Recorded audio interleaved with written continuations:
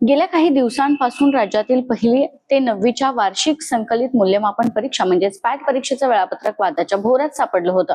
वेळापत्रकानुसार पहिली ते 9वी पर्यंतच्या या परीक्षा एकाच वेळी घेण्यासाठीचं वेळापत्रक राज्य शैक्षणिक संशोधन आणि प्रशिक्षण परिषदेने जाहीर केलं. त्यानुसार 8 ते 25 एप्रिल या कालावधीत नियतकालिक मूल्यांकन चाचणी, संकलित चाचणी 2 या परीक्षा एकदाच घ्याव्या लागणार आहेत. मात्र वार्षिक परीक्षा एप्रिल अखेरपर्यंत लांबल्यामुळे उत्तरपत्रिका तपासणी, निकाल तयार करणे यासाठी वेळच मिळणार नसल्याचा मुद्दा शिक्षक, मुख्याध्यापक व शिक्षण क्षेत्रातील तज्ज्ञांकडून उपस्थित करण्यात आला.